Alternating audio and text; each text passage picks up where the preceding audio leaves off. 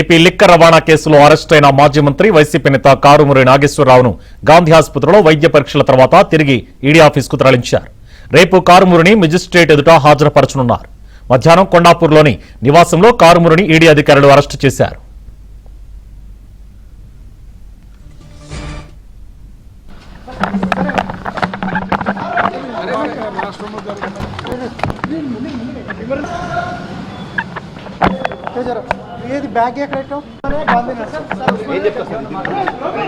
ఏం చేస్తాం అంతా కూడా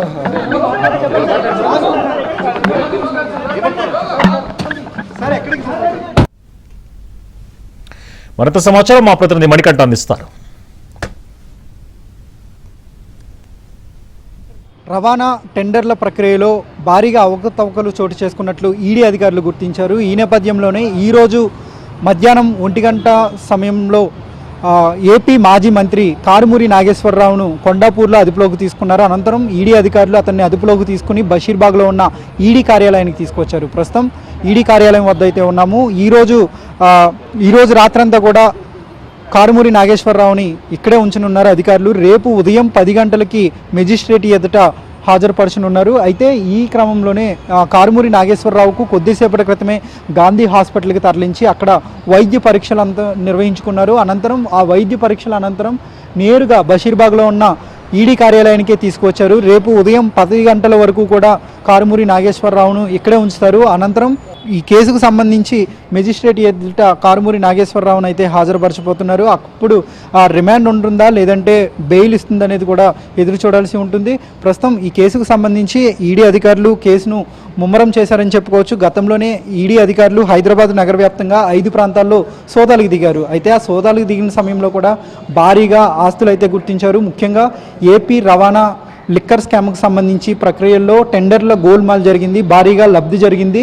సుమారుగా 195 కోట్ల రూపాయలు విలువ చేసే ఖజానా కూడా ప్రభుత్వానికైతే తీవ్ర నష్టం వాటిల్లింది. 195 కోట్ల రూపాయలు పెద్ద మొత్తంలో ఆస్తి, పెద్ద మొత్తంలో నష్టం వాటిల్లిందంటూ కూడా అధికారులు అయితే గుర్తించారు. అయితే ప్రాథమికంగా మాత్రం కారుమూరి సునీల్తో పాటు అలాగే కారుమూరి నాగేశ్వరరావు, వీరితో పాటుగా రాజ్ కేశరెడ్డి, వాసుదేవరెడ్డి, ఈ మొత్తం 4గురికి సంబంధించి భారీగా ముడుపులు అయితే అందాయి. మొత్తం ఇప్పటి వరకు కూడా ఈడీ అధికారులు 37 కోట్ల రూపాయలు విలువ చేసే ఆస్తులను అయితే అటాచ్ చేశారు.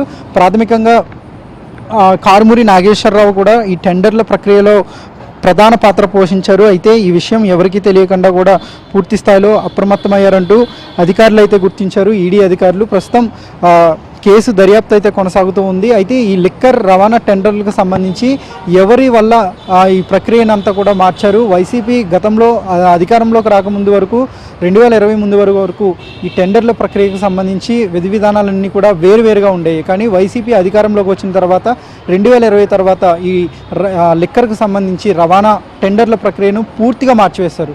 సో అలా మార్చడానికి గల కారణాలు ఏంటి, ఎవరి ప్రమేయం ఉందనే దానిపై కూడా ఈడీ అధికారులు అయితే పూర్తి వివరాలు రాబట్టే అవకాశం ఉంది. మరోవైపు ఈడీ మనీ లాండరింగ్ అలాగే వీటితో పాటుగా హవాలా రూపంలో పెద్ద ఎత్తున ఈ లిక్కర్ స్కామ్ నిందితులకు అయితే డబ్బులు అందాయి అని ఈడీ అయితే నిర్ధారణకు వచ్చింది. అందుకు సంబంధించిన గతంలోనే సోదాలు చేసినప్పుడు జూన్ 11వ తారీఖున కారుమూరి సునీల్ను అరెస్ట్ చేసే ముందు సమయంలో కూడా ఈడీ పలు చోట్ల వీళ్ళకు సంబంధించిన అక్రమాస్తులను గుర్తించింది. ఖరీదైన వాచులతో పాటు రియల్ ఎస్టేట్ రంగానికి పెట్టుబడి పెట్టినట్లుగా అలాగే అనేక ప్రాంతాల్లో కొన్ని ఖరీదైన భూములు కొనుగోలు చేసినట్లుగా ఈడీ అధికారులు అయితే గుర్తించారు. ప్రస్తుతం వాటన్నిటినీ కూడా ఈడీ అయితే అటాచ్ చేసింది. ఈ కేసులో మరింతమంది ముఖ్య వ్యక్తులు ప్రమేయం ఉన్నట్లు ఈడీ అయితే భావిస్తూ ఉంది.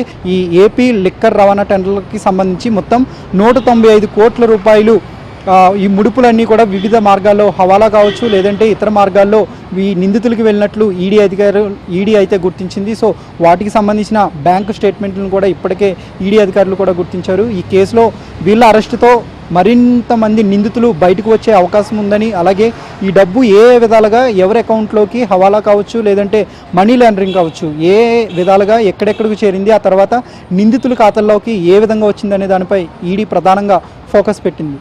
వీడియో జర్నలిస్ట్ తేజతో మణికంఠ, ఏబీఎన్ ఆంధ్రజ్యోతి.